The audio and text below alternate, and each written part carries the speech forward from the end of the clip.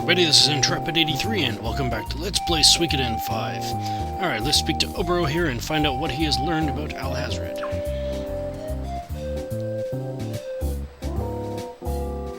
Alhazred is a traveling book peddler. No, that's not right. He's a collector of rare tomes. He doesn't collect the tomes to sell them, he said.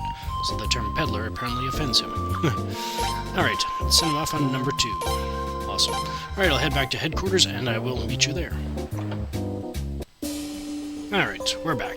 Alright, so, well, there's a few things I would like to do before we head to Sable, so I'm going to take care of those right now.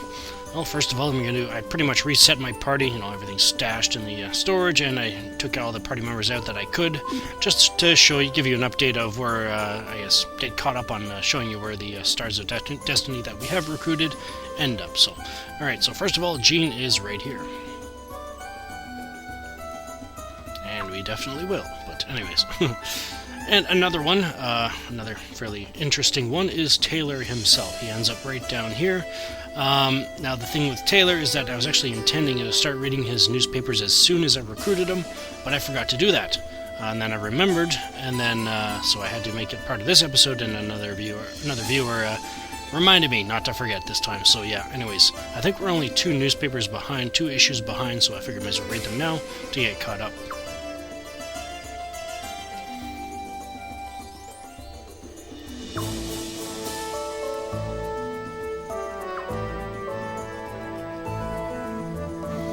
Alright, Issue 0. The Dawn Times Preview Edition. Thanks to the kindness of Prince Frey, our newspaper, The Dawn Times, will soon be ready for publication here at the castle. And now, with publication nigh, there is one thing we hope our esteemed readers will understand. Although the Dawn Times does support His Royal Highness's cause, we are not an arm of the Red Dawn Army. Our purpose is strictly to report the news from an unbiased perspective. We will be ever vigilant in pursuit of the truth. Taylor, the Dawn Times reporter. Oh, there you go. Alright, Issue 1. Queen's Knights reduce Lelkar to ashes. According to top-secret sources, the Dawn Times has learned that during the recent battle for Lelkar, the Godwin army set fire to the town in order to facilitate their own speedy evacuation. After pouring fuel throughout the western islet and igniting it, the Godwin troops waited for the prince's siege to let up, then evacuated. Although many Lelkar residents still remained behind, the Godwin troops then ruthlessly destroyed the western bridge to make sure they couldn't be followed. Thanks to rescue efforts of the prince's army and Orok, the leader of the western islet, casualties were kept to a minimum, but the populace is furious over the Godwin faction's barbarous act, and the fact that the Godwin commander was a Queen's Knight sworn to protect Felena is inciting even more anger. Well, indeed, I would expect that. Alright, Lelkar strikes alliance with Prince. The representatives of Lelkar's 3 islets, Volga, Wassel, and Orok, have recently promised full cooperation with the Prince's army. Lelkar's islets have long been known for their disparate political views. Since the start of the war, hostility between these factions has only intensified. However, the cowardly actions of Queen's Knight Zahak during the recent battle over the town have instilled great anger and resolve in all the peoples of Lelkar. All factions are now firmly in the camp of His Royal Highness. And sweet. And serials. These ones get interesting. Portraits of the Enemy. Introduction. In this special serial publication, the Dawn Times hopes to use its extensive investigative acumen to focus on the heinous cast of enemy characters who continue to threaten the Red Dawn Army and, indeed, their very way of Felanan life. Many of our esteemed and loyal readers have been gravely injured or had friends and family members maimed, murdered, and kidnapped by this rogues gallery of scoundrels. Therefore, it's natural to wonder why anyone would want to learn more about them. However, in order to achieve victory, it is vital to know one's enemy as one knows himself. Therefore, the Dawn Times firmly believes that this series, however controversial, can help contribute to the eventual victory of the Red Dawn Army. Next time, the Portraits of Enemy will take an in-depth look at the traitorous Queen's Knight Zahak, who cowardly set Lelkar ablaze during the recent battle over that town. Sweet. So we'll learn more about Zahak. So yeah, basically every time we progress the story, or anything significant happens, come back to Taylor and he'll most likely have a newspaper article for it. So, alright, so let's, those 2 are taken care of, so let's point out a few more Stars of Destiny that I do not believe I've pointed out yet, and a few other things. So, alright, so Silva actually ended up in here.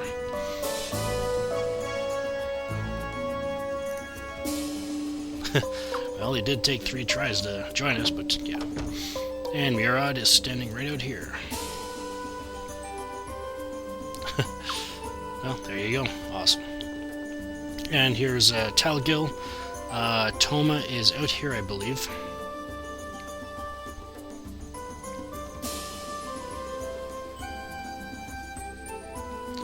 Toma is right down there on the stairs on the bottom right of the screen there.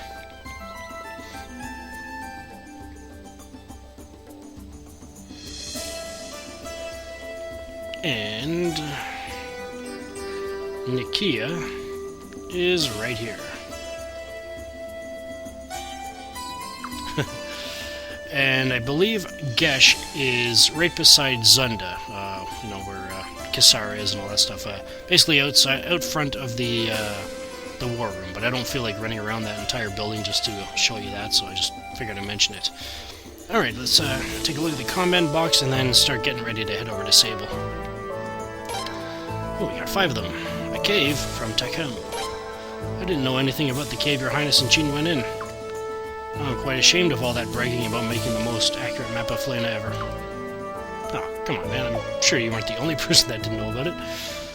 Alright, from Murad, the competitor in round 1, match 6. That young swordsman was a Lindworm Mercenary Brigade's blade master? That's surprising. Alright, Subala from Kisara. Ooh. When Subala and Lun were young, those two were like sisters. When did it all change? At least she remembers how to behave when I'm around. Interesting. I wonder what happened. Anyways, my ex-bodyguard from Orak. Not to question your decision, but your bodyguard isn't even a match for the people she protects. Plus she eats it like a horse. Oh, come on, Orak. Anyways. Shinro from Belkut. Didn't I already read this one? Oh, I guess not. He said he had questions about Konokan. I hear he wants to do business with other lands. Must be related to that. Oh, indeed. Anyways. Alright, so that's caught up. Alright, so, to prepare to head over to Sable. Well, first of all, I need to put my party together, and then I need to equip them and get everything set up, and I'll be back to show you the final result. Alright, I'm all done. Well, ultimately, I pretty much ended up with the same party I had when we went to the big hole.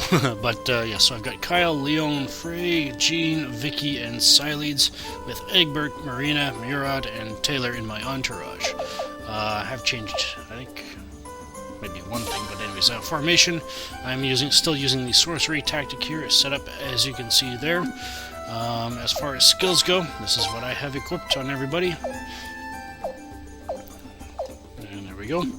As far as runes go, here's the one part where I have an update. In the Magic Absorb rune that I have on Jean here, well, on the way out of the big hole, I managed to gain another Magic Absorb piece, and that was by the time I got to the exit. Then they said, you know what, I'm just going to go after the other one or whatever. I just had to fight one more battle in the underground ruins there, and I ended up getting the 4th Magic Absorb piece, which ultimately I ended up putting on Jean there. So, yeah, that'll make this next area a lot easier. Yeah, I highly recommend having that with you. You'll find out why. But anyways,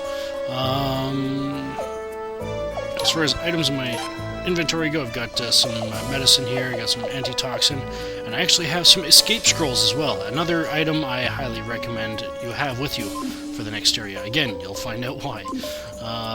As far as equipment goes, I'll just show you that now. So this is what Kyle has. This is what Leon has. Frey, Jean, Vicky, and Sileeds. As you can see, their physical defenses were pretty much almost even. A bit heavier on the front, but relatively evenly spread out because, well, you'll find out why. Just the enemies we'll be going up against are pretty nasty all the way through the rows there. So yeah. All right, so that's done, and all right, so now all we have to do is head to Lord Lake and then head east from there. So you could either take the mirror there, or you can take log. I'm going to take log just to help me, help with the potch a little bit more. So yeah, you don't have to, like, the travel distance between the Beaver Dam and Lord Lake is not very significant, but I figured, the more potch the better. So let's head on over to the Beaver Dam.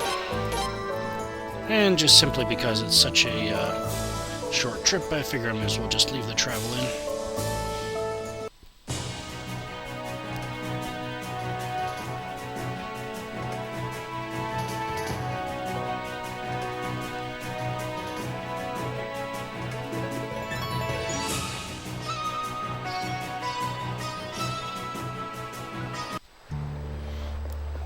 Alrighty.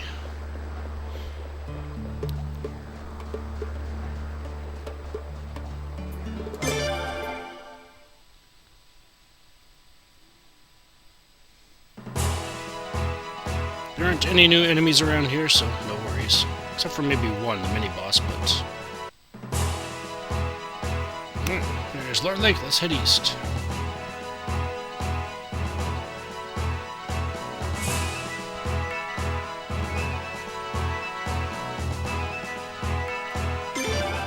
And we've got a checkpoint first. Alrighty.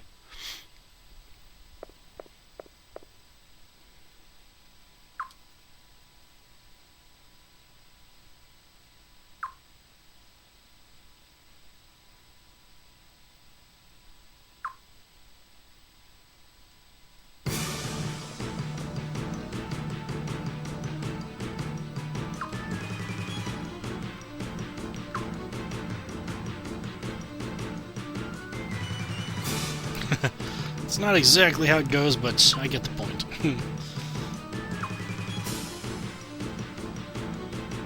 Alrighty, I guess they're gonna force us to fight the guards.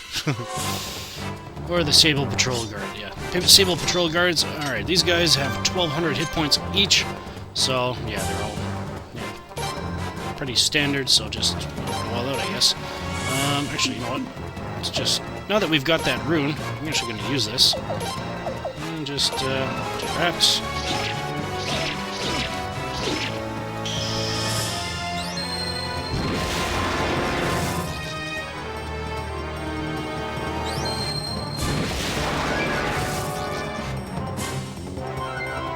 And let's just... Alright, so with Jean using that stuff... Hang on, let's get to her turn here. So yeah, she used up her lightning rune there, so she's down 1.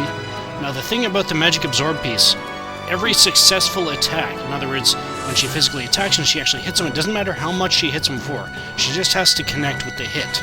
It will regenerate the lowest spell charge that is, that is available to be recharged. So in other words, in this case, since I've only used the one spell, it'll recharge the soaring bolt. In other words, it'll recharge. It should be back up to full. So I'm actually just... Actually, I'll just have him attack like this for now.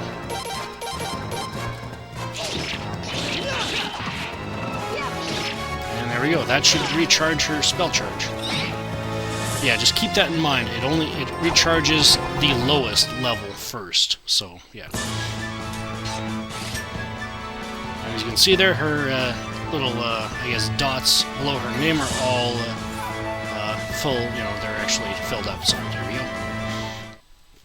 So that's just basically how the magic absorb piece works.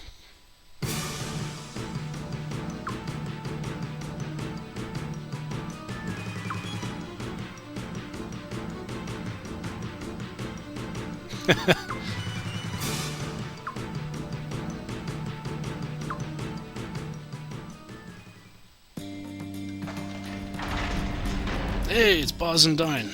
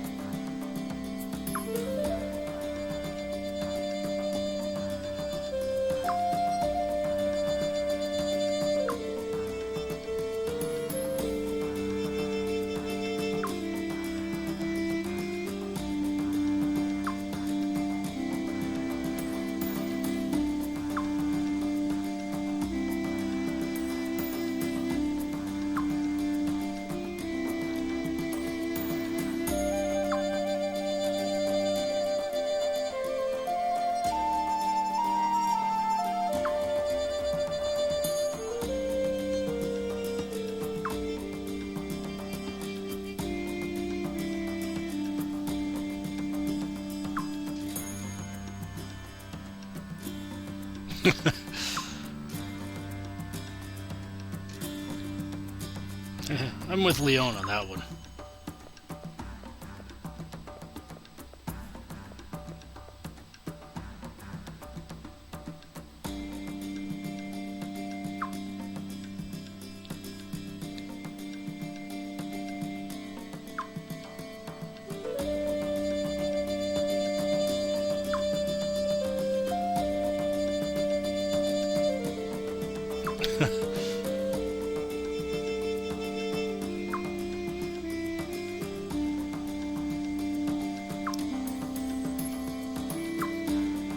Alrighty. Hopefully. And Dine and Boz join our party, which means we gotta boot a couple of people out, unfortunately, but in this case, I'm gonna actually boot out Marina and Taylor. For the time being. Alright, let's go.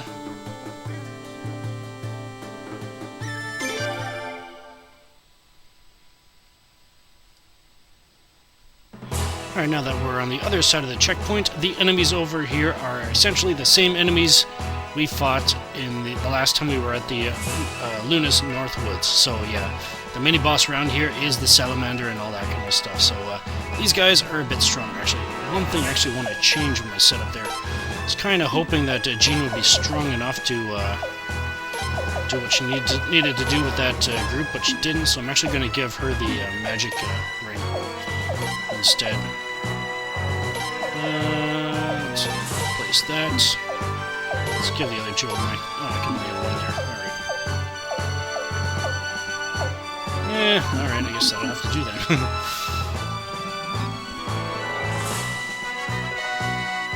That double cast is pretty... Yeah, well, I forgot what I was saying, but anyways. Yeah, the only one thing you gotta be careful with for the double cast is just be careful how much your, Kyle, Leon, and Frey get hit, kind of thing.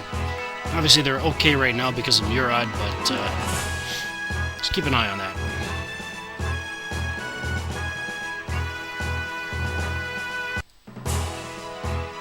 And we made it.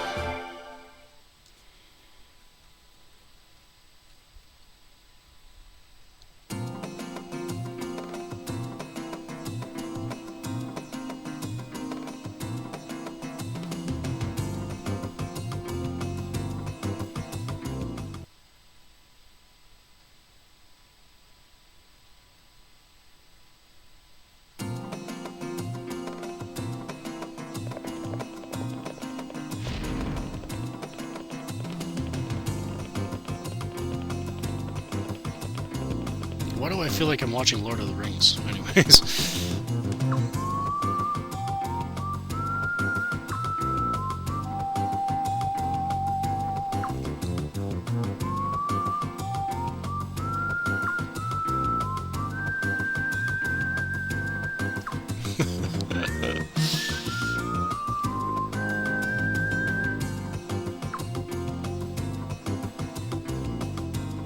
I think I can take it.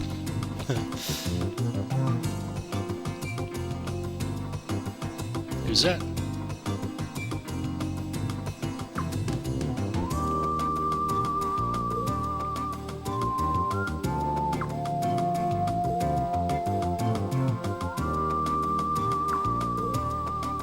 Solus Ralvo.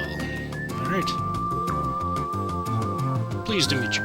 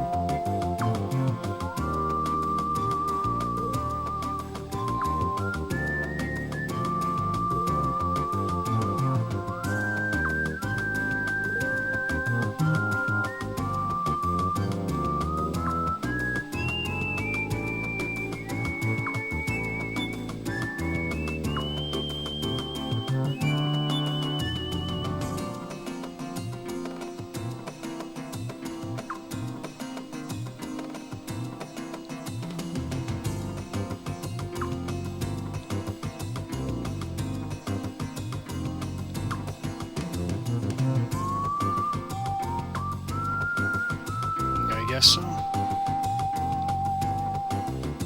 Definitely.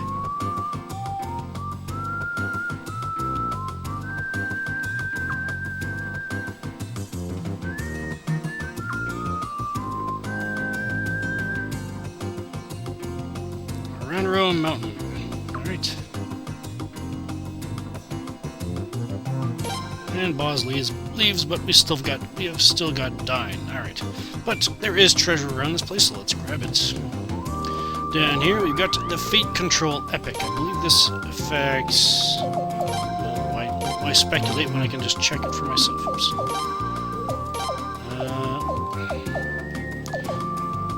Fate Control, Attack, and Technique. There you go. Anyways. Let's head out here. And down here we get the Elementary Magic. This allows Zarase to train magic skills up to rank A, which means we're finally able to potentially unlock some epic skills, of which we do not have yet. So, oh, this is Solus's daughter, Celicia.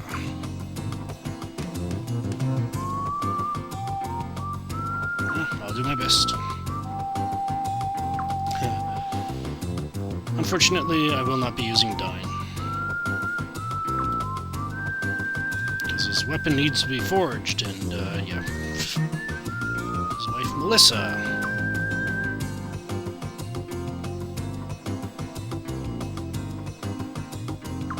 Yeah. Well, at least they know the difference between right and wrong. That's all. Alright. Let's... Gotta go out here to exit. Anyways, alright, there's still more treasure to get, so let's go grab it. Oh yeah, there's the item shop. Do you have anything new? Probably not, but might as well check it. Just in case. And here's the armor shop. No rare stuff. Here's the physical trainer. Here's the rune shop. I don't think they sell any, don't sell any runes. Oddly enough. Trading post. I think this is the trading post.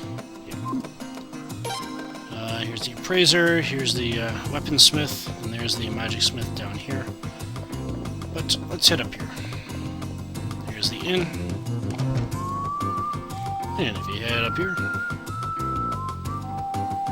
Wow. I wonder who that is. We'll talk to them later, viewers. Head up here.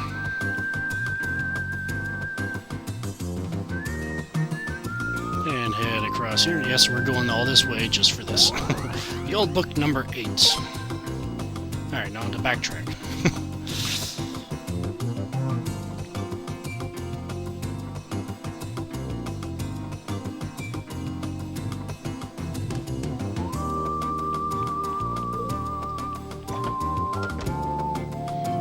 Alright, so who is this guy?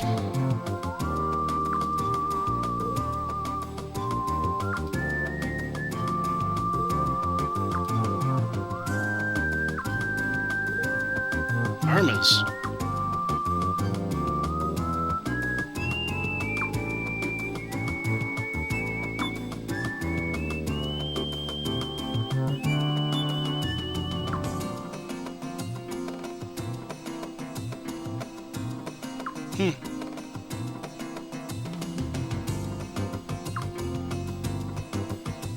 Anything else?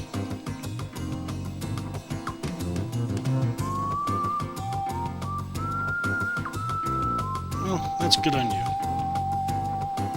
He doesn't say anything. Alright. Yeah, maybe he'll wake up and we'll be able to talk to him, but anyways. Alright, let's keep looking for treasure. Next one, again, is quite a ways. Not nearly as far, but up here. And right here. Crown of Destiny. Yay! Head a bit further. And we reach the wall that separates Felena from Armas.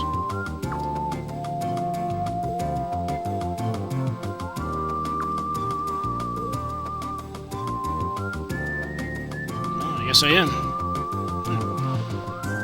So I guess the way is shut, so to speak. Alright, I think there's one more treasure, and then we'll just go grab it, I guess.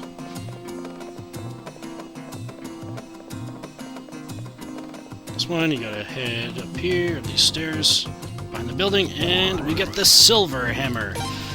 Oh, yeah. Yeah, let's go a bit longer this episode, why not? I'm actually going to take this back to Dongo. Why? You'll find out in a second.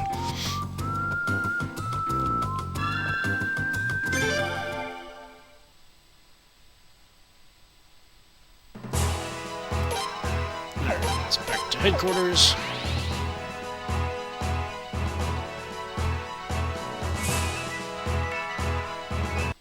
Now that we've been to Sable, we can just teleport there, so we can do this quickly. Let's go to the dwarf camp.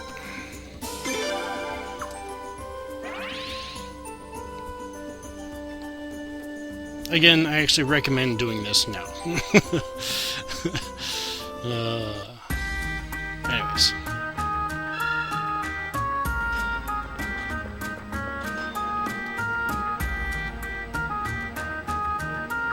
Absolutely.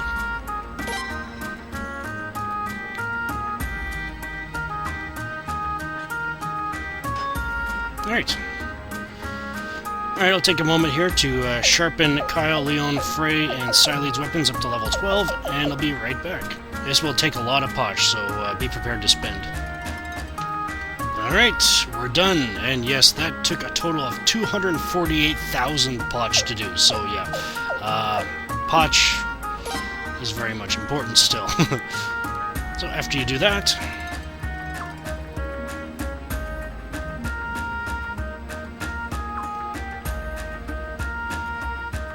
well, will you join us now?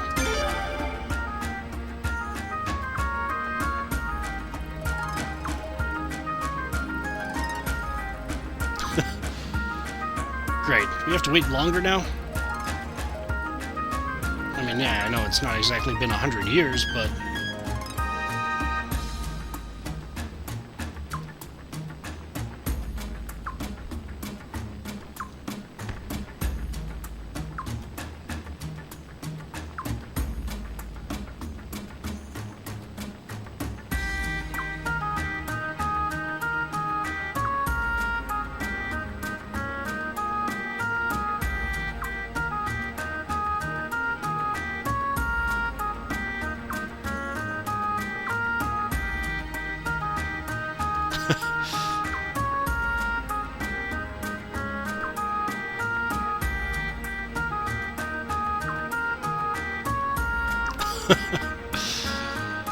Talking about selective hearing, but anyways. So what's the story? Alright. And we get Star of Destiny number 52 in Dongo, and finally we have our very own weaponsmith. Which means we do not have to come back here anymore just to sharpen weapons or anything like that, so yay! Alright, that's taken care of. Now, one more thing to do, and I guess I'll call it quits for this episode. And that is to put Marina back in our party. I am not kidding, viewers, you want to do this. It'll make things much easier.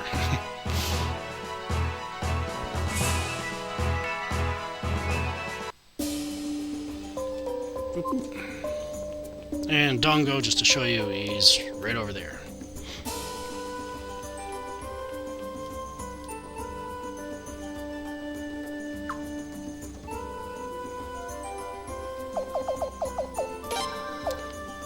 There she is. Alright, so that's all I have planned for this episode. Next episode, we are finally going to go and see if we can stop this bandit. Does he really look like me? Find out next time. This is Intrepid83 signing off. Thank you for watching and have a good one.